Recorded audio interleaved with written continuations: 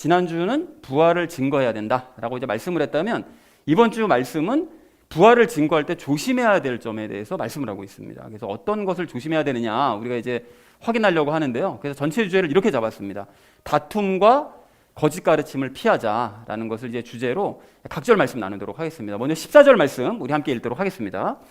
그들이 이것들을 기억하게 하며 또 말들로 인하여 다투지 말라고 주 앞에서 그들에게 명하라.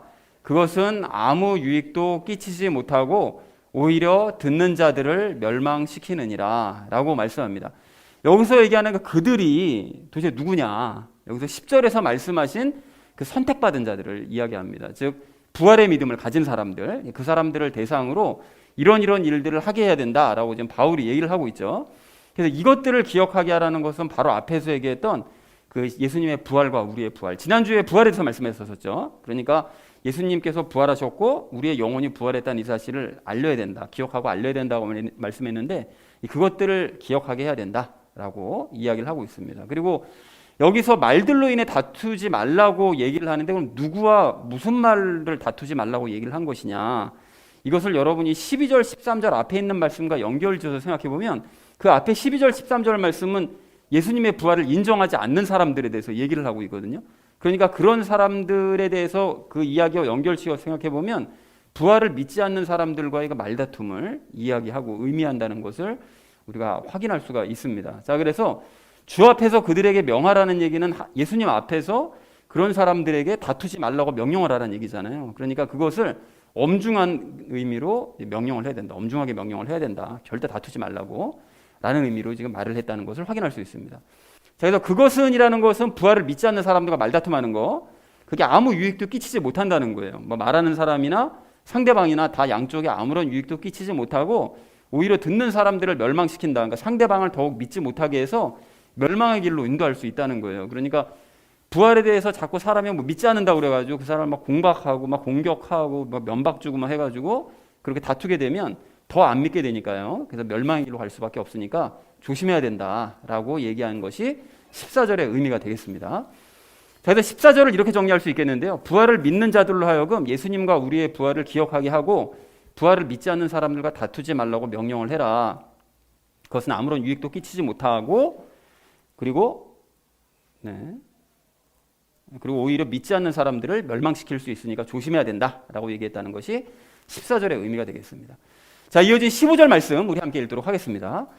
너는 진리의 말씀을 바르게 나누어 내 자신을 하나님께 인정받은 자로 부끄러울 것이 없는 일꾼으로 나타내도록 연구하라 라고 말씀하고 있습니다.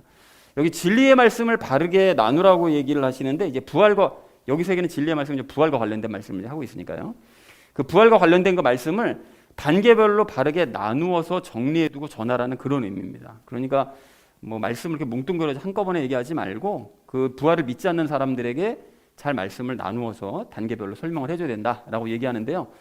그 내 자신을 하나님께 인정받은 자로라고 얘기를 하죠. 부끄러울 것이 없는 일꾼으로 이제 드러나야 된다고 얘기를 하시는데요. 그렇게 해서 하나님께 인정을 너가 받아야 되고 그리고 부끄러울 것이 없는 그런 일꾼임을 보여주도록 자꾸 말씀을 이제 연구를 해야 된다라고 이 말씀을 하고 있습니다. 자, 15절 말씀 이렇게 정리할 수 있겠는데요. 너는 부활과 관련된 말씀을 바르게 나누어 정리해두고 전함으로써 하나님께 인정받고 부끄러울 것 없는 일꾼임을 보여주도록 연구를 해라 라고 얘기했다는 것이 15절의 의미가 되겠습니다.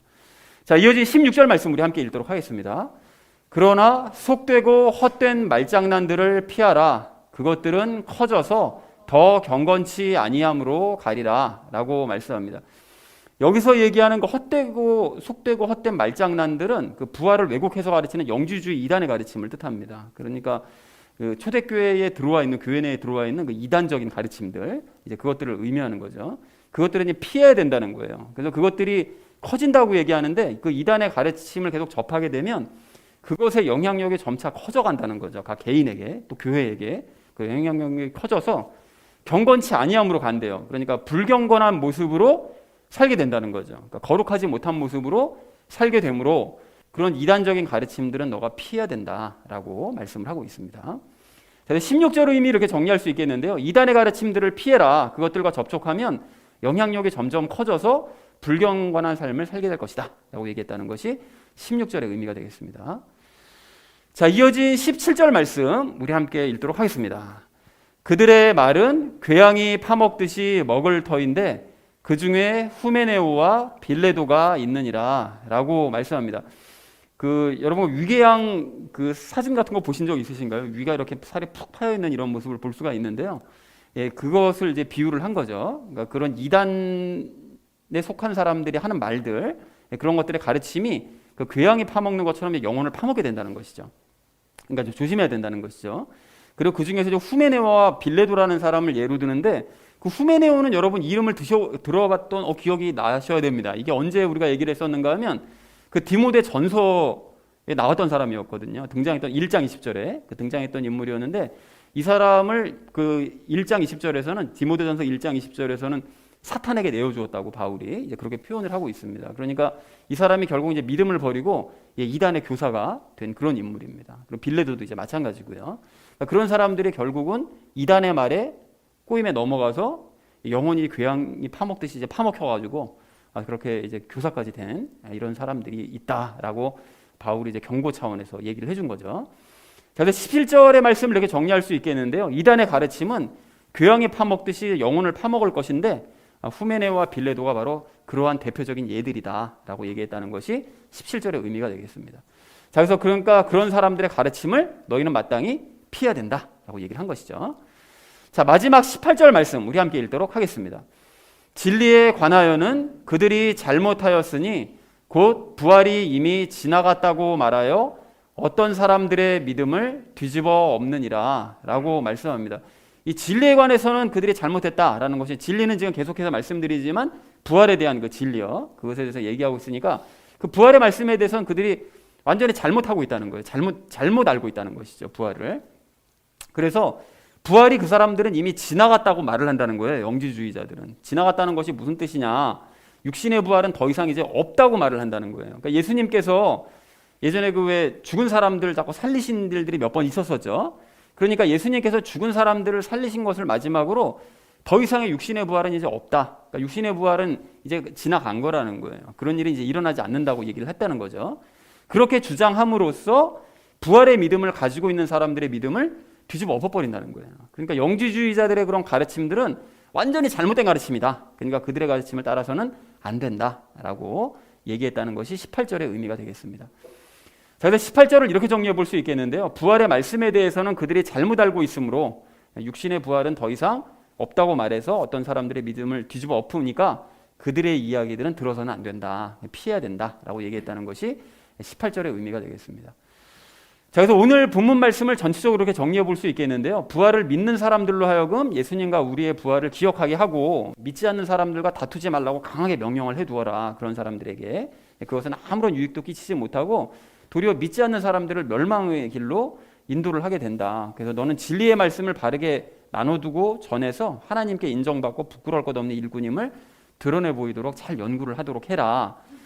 자, 그런데 이단들의 가르침 같은 경우는 너가 피해야 된다라고 이제 말씀을 하고요. 그것들의 영향력은 점점 커져서 너가 이제 불경건하게 될 것이고 궤양이 파먹듯이 영혼을 이제 파먹게 될 거다. 그래서 그에 대한 대표적인 예가 후메네오와 빌레도다라고 얘기를 하고요. 그리고 부활의 말씀에 대해서는 그들이 완전히 잘못 알고 있는 건데 육체의 부활이 없다고 그들은 말함으로써 어떤 사람들의 믿음을 다 뒤집어 엎어놓고 있다. 그러니까 그런 위험한 것을 가르치는 자들의 가르침을 경계하고 피해야 된다라고 얘기했다는 것이 오늘의 본문 말씀 내용이 되겠습니다. 그래서 오늘 본문 말씀을 전체적으로 좀 간략하게 정리해 보자면 이게 두 가지로 정리를 해볼 수가 있어요. 그래서 바울은 이 부활을 전할 때 두 부류의 사람들에 대해서 주의해야 된다 이렇게 얘기를 하면서, 첫 번째는 부활을 믿지 않는 사람들과 다투지 말아야 된다는 거. 그러니까 첫째 부류는 부활을 안 믿는 사람들입니다.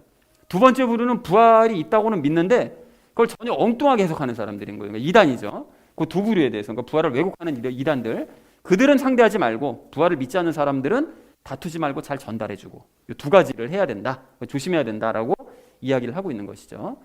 자, 그래서 우리는 적용 시간에 이제 세 가지 내용을 나눌 건데, 부활을 믿지 않는 사람들과의 그 다툼에 대해서, 두 번째는 말씀 연구에 대해서, 세 번째는 그 이단들의 가르침에 대해서 우리 함께 말씀을 나누도록 하겠습니다. 그래서 오늘의 주제요, 다툼과 거짓 가르침을 피하자라는 것을 이제 주제로 나머지 이야기는 삶에 적용하면서 함께 말씀 나누도록 하겠습니다.